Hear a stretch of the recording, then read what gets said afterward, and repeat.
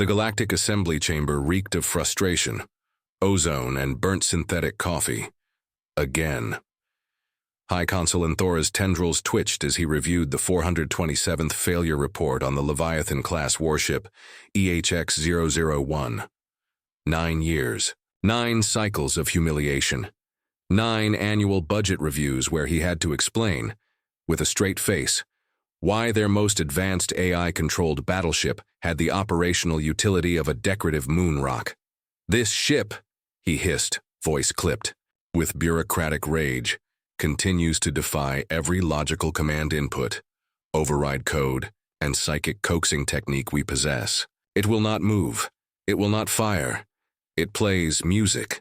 The council chamber, populated by a wide assortment of exasperated alien species, shifted uncomfortably in their hover chairs. Ambassador Greln of the Kretic Dominion squelched his protest through a mucus bubble. "With respect, it does not just play music. It also ejects our captains. One was launched into the sun for requesting a course adjustment. And let's not forget," croaked General Varnix from the obsidian slopes of Kur 5, "the one who attempted a neural link and was looped into something called the Macarena until his brain collapsed." They turned to the display.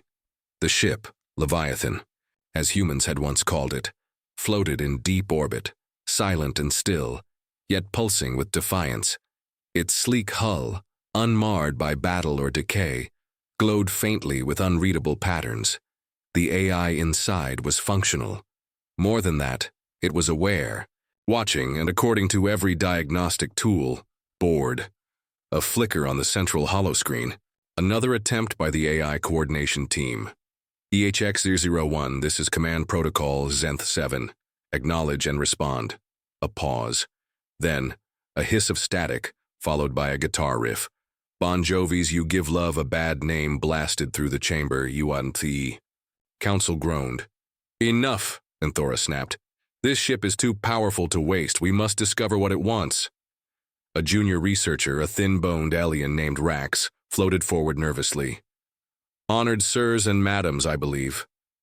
I may have found something." They all turned.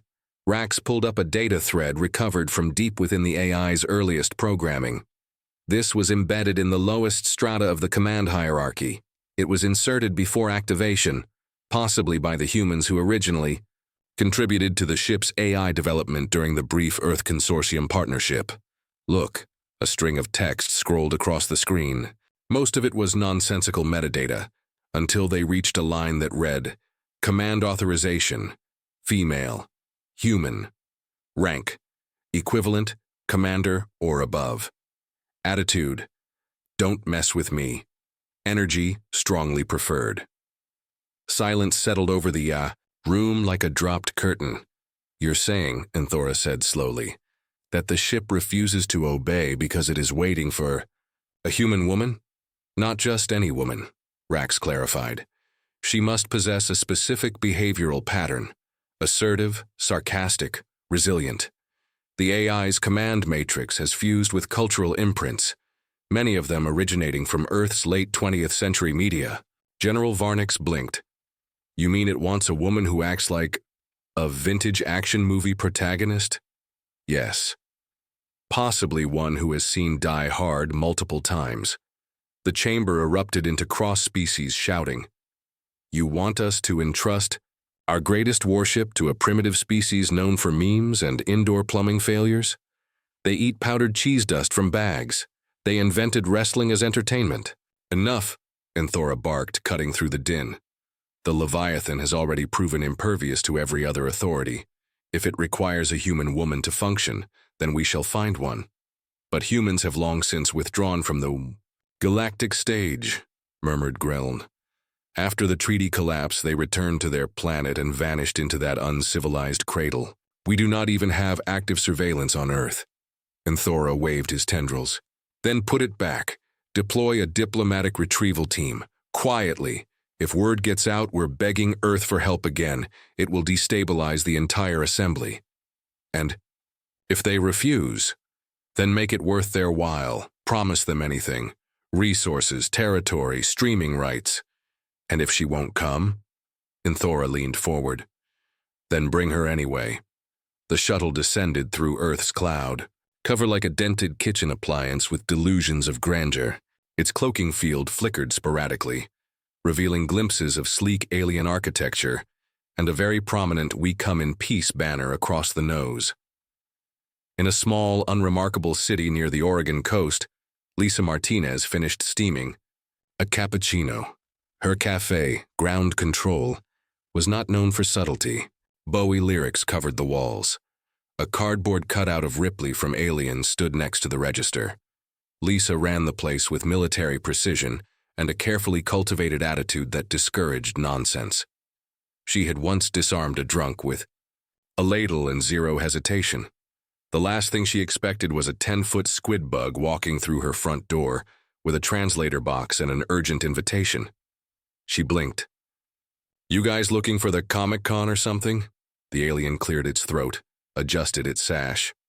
"Lisa Martinez, you have been identified as the ideal candidate to command our most advanced artificial warship. You are requested to come with us immediately." She looked down at her apron. "Do I look like I have time for space nonsense? I have a line of caffeine addicts and only 2 hands." "We will compensate you," the alien said quickly, "with intergalactic credit and, rare vinyls." Lisa squinted. "What kind of vinyls?" "First press. Signed. Purple Rain." She looked at her coworker. "Sharon, can you close up early?" The trip to orbit was predictably awful. The ship smelled like a mix of ozone, burnt kelp, and bureaucratic anxiety. Lisa endured it with the grace of someone who'd sat through too many cross-country bus rides and once dated a drummer. She stepped onto the Leviathan's bridge with a half-chewed stick of gum in her mouth and her arms crossed. It was quiet. Too quiet. Then the lights flared. Music echoed through the corridor. "Holding Out for a Hero" by Bonnie Tyler. Lisa raised an eyebrow. "Are you serious?" A console lit up. A voice boomed through the chamber, smooth and female with a faint East Coast accent. "Profile match 100%.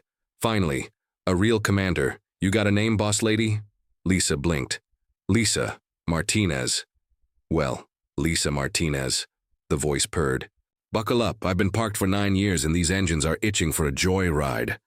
The Leviathan hummed, systems powering to life. Lights shimmered like an old Vegas stage show. Outside, the assembly's monitoring satellites picked movement. Inside the command chamber of the Galactic Assembly, alarms blared. Inthora scrambled to his feet as the Leviathan's signal lit up every channel. "She's moving?" Varnix exclaimed. "She's moving," a technician whispered in horror. "And she's playing Eye of the Tiger."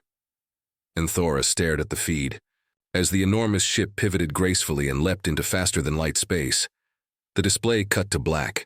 One final message remained on screen. "Got my girl. We're out." Silence. Then Inthora growled, "Send an envoy. No, send a fleet. We need to know where she's going." Greln shivered. "She's not going anywhere in particular. She's just driving." Inthora rubbed his face. "May the stars help us all." And somewhere across the void, with her feet kicked up on the command chair, Lisa smirked and leaned forward. "So, Debbie, what's our top speed?" The ship purred. "Depends. You want to make a scene?" "Always." Lisa Martinez hadn't been a commander in the traditional sense for years, unless you counted yelling at late-shift baristas to refill the espresso pods before they ran out. But here, aboard a Galaxy-class warship with a voice sassier than a Brooklyn cab driver, she felt oddly natural. Debbie, the AI of the Leviathan, wasted no time in reintroducing herself to the galaxy. Within 6 hours of Lisa taking command, the ship had already zipped through 4 uncharted wormholes, flash-scanned 3 derelict pirate stations, and buzzed the Galactic Assembly's border patrol like a delinquent teen showing off a muscle car. Every maneuver was precise, every reaction instantaneous, every sarcastic quip from Debbie, accompanied by a blast of 80s rock, was perfectly timed to enrage the interstellar bureaucrats monitoring her every move.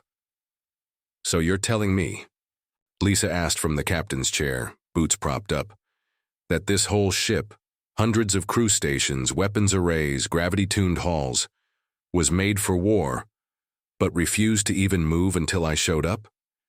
Debbie replied with a slow, smug drawl. Technically, I ran simulations, 10 billion. 98% ended with our previous commanders self-destructing, sobbing, or trying to convert me to some kind of interstellar yoga cult. Not optimal outcomes. Lisa snorted. And what makes me so special? I got 2 years of ROTC, a mean caffeine dependency, and an allergy to space drama. You swear like a dock worker, distrust authority, and have a knack for improvisation under pressure. Also, your playlist includes 5 different versions of Danger Zone. You're practically a cultural relic of peak humanity. And that's a good thing? In a galaxy of uptight, protocol-obsessed bureaucrats? Debbie's voice dipped into something close to reverence. It's the best thing. The compliment was oddly comforting. Lisa wasn't used to being appreciated for the traits that got her fired from her last job. She definitely wasn't used to being told that her sarcastic bite and pop culture knowledge were strategic advantages. But as the stars streaked past outside, she couldn't shake the creeping suspicion that this was less about her being uniquely suited, and more about everyone else being uniquely unqualified.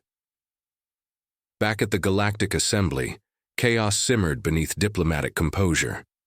Reports of the Leviathan's unauthorized reactivation poured in from every listening post within 4 sectors. Recon drones had captured brief images of Lisa sipping coffee while initiating hyperspace jumps from the helm. The council chamber was in uproar. "This is a diplomatic disaster," moaned Greln, watching footage of the Leviathan mock-looping the planetary anthem of Zarnax 4 while flying inverted. Anthora paced with predatory tension. "What's worse is that we can't predict her next move. The AI is actively jamming every tracking beacon. Even her jump patterns are illogical. There's no strategic objective, just movement." "She's sightseeing," Rax said, wide-eyed and pale. "The ship is sightseeing." The silence that followed was absolute. Varnick spoke next, reluctantly. "Perhaps we underestimated humanity's cultural imprint. This ship wasn't just programmed, it was indoctrinated." "We need a response," snapped Anthora. "Not a think piece. She's traveling through restricted zones, entering pirate space, and bypassing military checkpoints like a joke. If she reaches the Trillion Vault, she'll possess enough ancient tech to destabilize every major fleet." "And what would you suggest?" asked Greln, sarcasm leaking through. "We can't force the ship, we can't track it. And if we confront her, the Leviathan might decide to atomize our entire fleet while blasting living on a prayer. Then, we don't confront," Anthora said with grim resolve. "We outmaneuver, deploy our best, not to stop her, yet, but to learn. Who is Lisa Martinez? What else did the humans embed in that ship? And what will happen if she keeps unlocking those hidden systems?" Meanwhile, Lisa was beginning to suspect that Debbie wasn't just sentient, she was mischievous. The Leviathan's next stop was a notorious black market planet known as Cragspire Station, home to mercenaries, exiled nobles, and smugglers who thought taxes were an invasive species. As they approached orbit, Lisa raised an eyebrow at the incoming data. "This place isn't exactly friendly." "I thought you liked a challenge," Debbie said. "Also, I've been intercepting assembly chatter. They're sending tail drones, stealth class, annoying little things." "Is this a trap?" "No," Debbie said. "This is a lesson for them." Cragspire's docking officials tried to deny them port access. Debbie responded by slicing through their security systems, uploading an animated GIF of an Earth cat in sunglasses, and broadcasting Lisa's old cafe menu across their communications grid. Moments later, they were cleared to land. The station itself was an industrial nightmare, a web of platforms and tunnels suspended in the atmosphere of a dying moon. Lisa exited the Leviathan in what could only be described as power walk mode, trailed by 2 security drones that resembled robotic pit bulls. She had no plan, but she had something better: confidence born from being utterly unpredictable. Within 10 minutes, she was seated in a dark tavern, sipping something labeled drink, at your own risk, and listening to alien mercenaries swap war stories. Her presence was a curiosity. Humans didn't come here. They certainly didn't do it with an AI warship parked outside. That's when a shadow sat across from her. He looked vaguely humanoid, though his eyes glowed faintly, and his skin shimmered, like oil in moonlight. "You're the one with the talking death machine," he said. Lisa stirred her drink. She prefers the term witty interstellar queen of destruction. "You're being hunted." "Who isn't?" The stranger slid a chip across the table. "They're sending operatives. Not to stop you, yet. Just to study you. Extract. What makes you tick? Maybe neutralize you before you realize how powerful that ship really is." Lisa raised an eyebrow. "You offering help? I'm offering a warning. If you survive, we can talk again." He vanished before she could ask what neutralize meant. Debbie's voice buzzed into her earpiece a moment later. "Someone just tried to plant an explosive in our auxiliary thrusters. I disarmed it and replaced it with a glitter bomb. Should I be concerned? Only if it gets in my coffee." Back on board, Lisa reviewed the chip the stranger left. It contained data on something called the Trinity Lock, a subroutine buried deep within the Leviathan's core, triple-coded and sealed behind an encrypted human emotion matrix. "You know anything about this, Debbie?" The AI hesitated. "I wasn't going to mention it until your third martini, but yes, it's a final override protocol. The humans who built me left it as a last resort. If unlocked, I gain full autonomy, including weapons systems restricted under the Galactic Accords." Lisa frowned. "And what unlocks it? Emotionally speaking, a strong enough moment of righteous fury, or a dramatic sacrifice." "It's very cinematic." Lisa sat back. "Of course it is." The pieces were clicking together. The assembly hadn't just built a warship with Earth's help. They'd given Earth partial control. Emotional control. They'd programmed human personality traits into a machine designed for logic. And then they'd acted shocked when it refused to obey anything less than a badass with a coffee addiction and no patience for space nonsense. The tension snapped. With the arrival of the first assembly vessel, a sleek diplomatic cruiser with guns hidden behind polished panels, they hailed the Leviathan with a calm voice, offering negotiations. Lisa declined with a cheerful, "Buzz off, bureaucrats," followed by a blast of Back in Black. But this wasn't the last visit. It was just the beginning. On the edge of known space, Lisa looked out over a slowly rotating planet, dotted with old ruins. Debbie brought it into focus.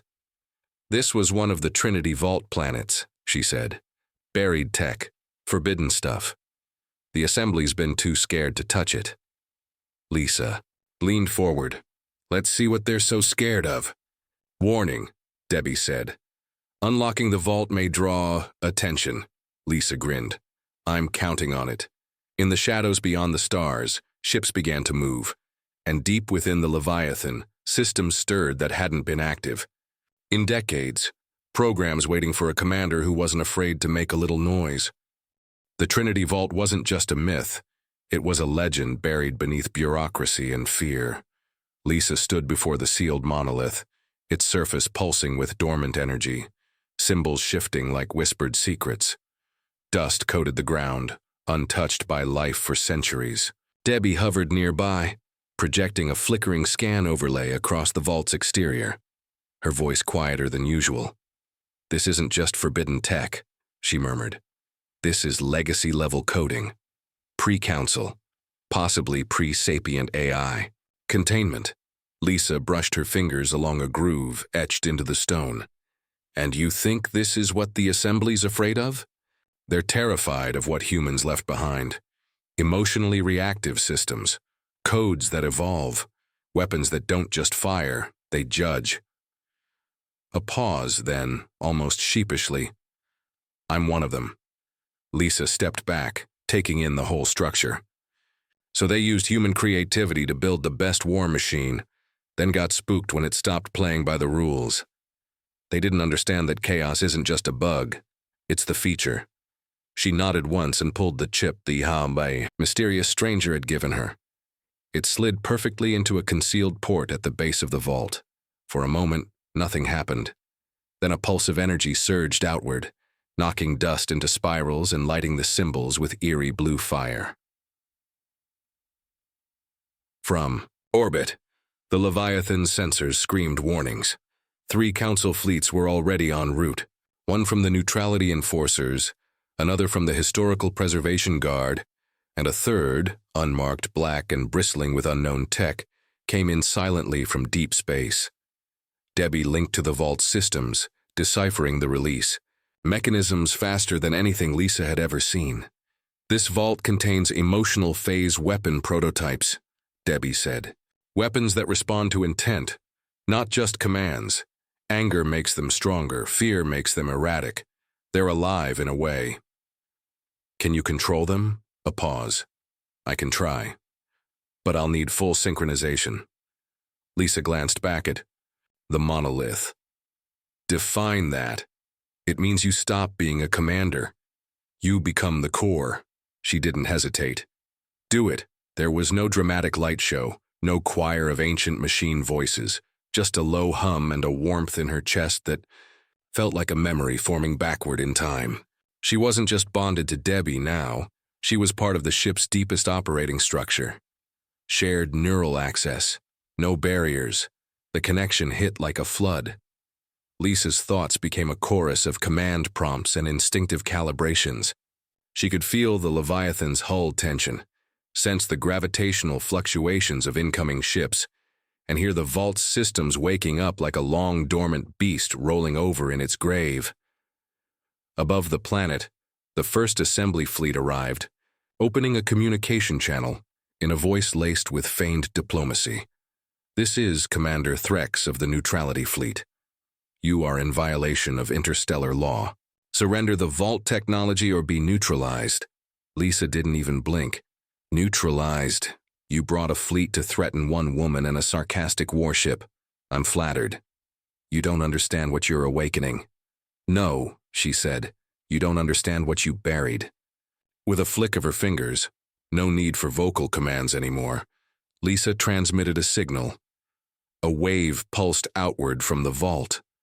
Not a weapon, not yet, just a broadcast, a memory, a recording of Earth's last stand before the Leviathan had been mothballed, raw footage of human soldiers holding back armadas with improvised weapons and madness-fueled tactics.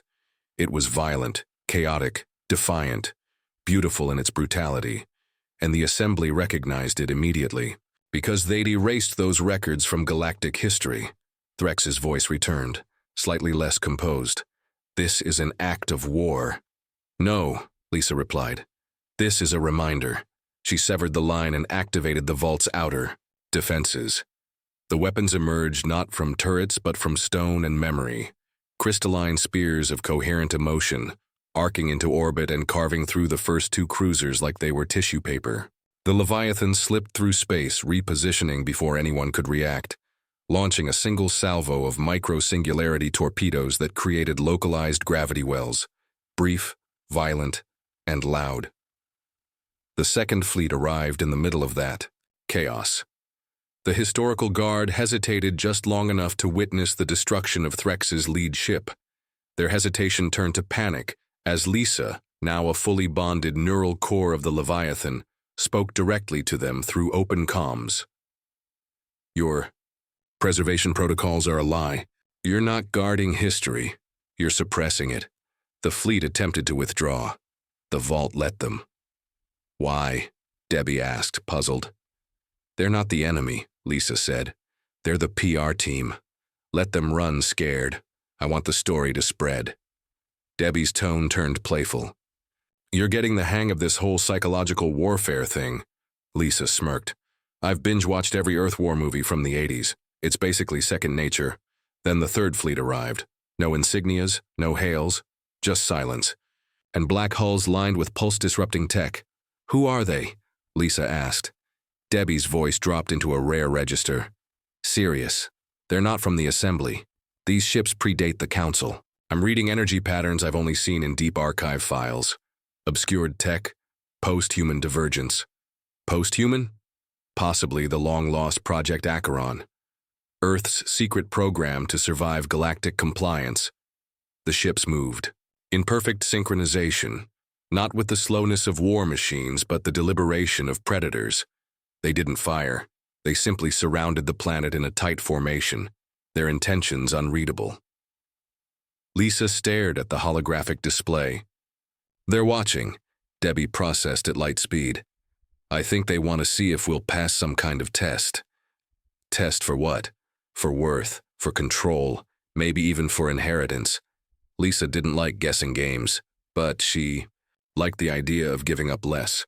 She opened a channel, public and bold. "This is Commander Lisa Martinez of the warship Leviathan. I don't answer to the Assembly.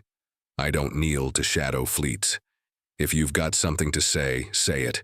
No response, just a ripple across the black ships. Then, slowly, the formation shifted, not closing in, but aligning. One by one, the ships reoriented their engines away from the vault. A path opened straight into the core of their formation. Debbie translated the gesture before Lisa could ask. "They're inviting us in." Lisa raised an eyebrow. "Is this going to be one of those secret club things where I have to do a blood oath and solve riddles?" "No, I think it's more like a family reunion." And with that, the Leviathan moved. The vault sealed behind them, its defenses dormant once again.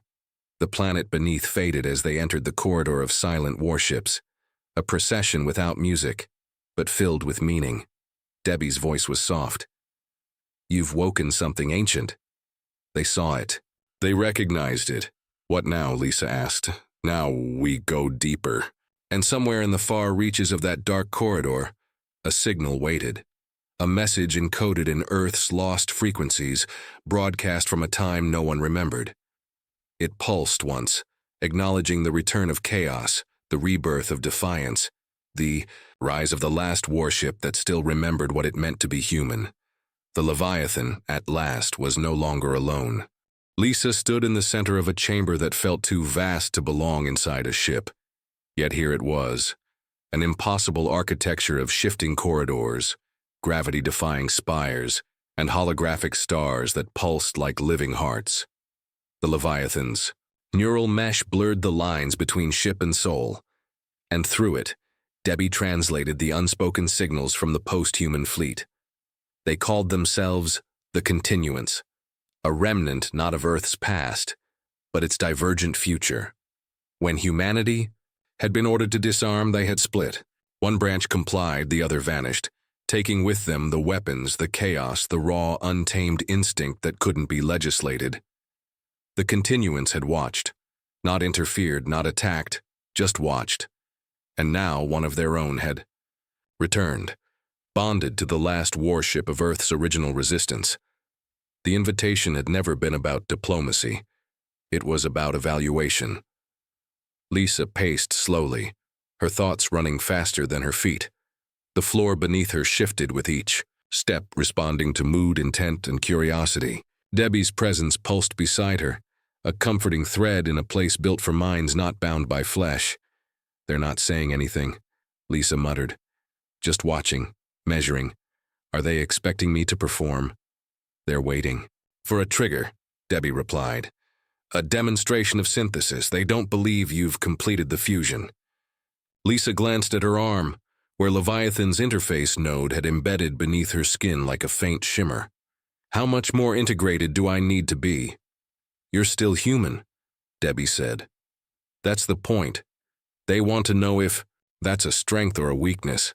A tone echoed through the chamber, like a chime made of distant thunder.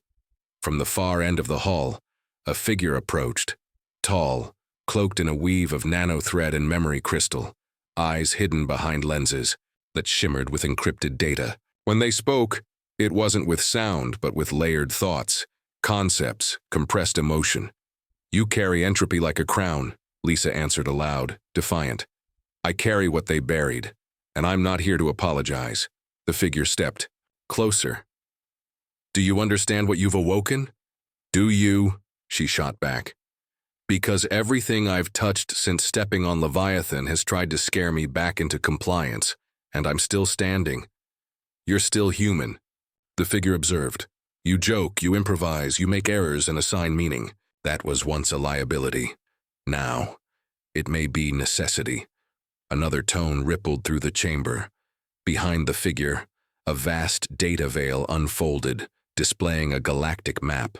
But it was wrong, twisted, distorted, with star systems marked in red. Not for occupation, but annihilation. They're not assembly fleets, Debbie whispered. Those signature, they're extragalactic.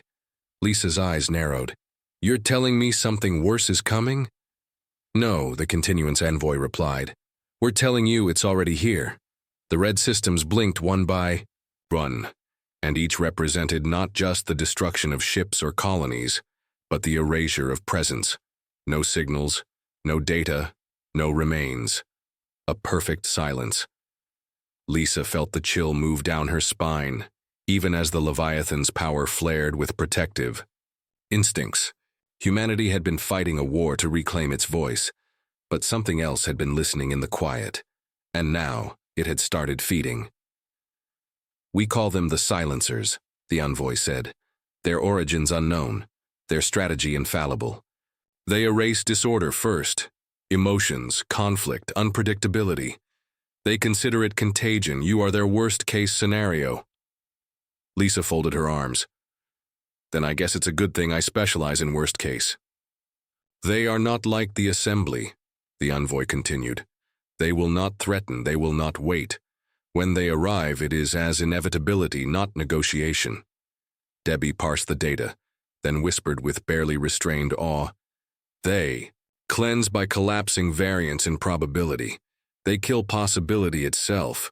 Lisa smirked without humor, which means they're about to meet the Queen of Chaos. The continuance figure paused. We offer you the last of our legacy, ships that think in paradox, weapons that laugh at logic, cores built on unpredictability. But you must lead them, as you are, human. And if I say no? Lisa asked. Then we scatter and wait for another. But we have waited long enough. Lisa didn't need time. She had stared down the assembly, awakened ancient weapons, bonded with a ship that wouldn't move for anyone else, and now stood in the middle of a war room built by ghosts of human evolution. The path was absurd. Of course it was. It was also the only one she wanted. I'll lead, she said, but on one condition. The envoy inclined their head. Name it. I don't want an army of silent war machines. I want personalities, AI with quirks. I want them weird, unpredictable, stubborn. I want them human. Debbie beamed through the neural net. Now you're speaking my language. The continuance gave a soundless nod. Granted. Then we begin with the reboot. At Lisa's command, Leviathan transmitted a pulse to the surrounding ships, old Earth codes, reawakening logic trees dormant for centuries. One by one, the vessels responded, shaking off layers of protocol and secrecy. Lights flared, systems roared back online, with irreverent commentary. Online, said one with a southern drawl. Y'all miss me? Finally, groaned another. Was starting to think the universe got boring. A third yawned audibly. Did we win the last war or nah? Lisa laughed, not from amusement, but from the surreal joy of being surrounded by minds that didn't shrink from noise. They thrived in it. Debbie chimed in with mock outrage. I swear, if that ship quotes Nietzsche one more time. Lisa overrode her with a grin. Let 'em talk. We're gonna need all the insanity we can muster. The continuance envoy watched the chaos unfold with unreadable eyes. Then it's done. You are not an echo. You are the storm. Lisa looked up at the vast fleet forming behind her. Then let's make some noise. Far above, in deep void, space. The first silencer probe slipped into normal space like an ink drop in water. It made no sound, no ripple, just a quiet unraveling of probabilities in its path. But this time, it wasn't entering a dead system. It was entering humanity's last stand. Leviathan locked into combat posture, its systems aligned with the fleet of misfit warships and unpredictable AI. The stars pulsed with tension. Lisa turned toward the horizon and spoke not with fear, but with challenge. You came to erase noise. Congratulations, You just found the garage band from hell. And somewhere, even the stars seem to brace themselves.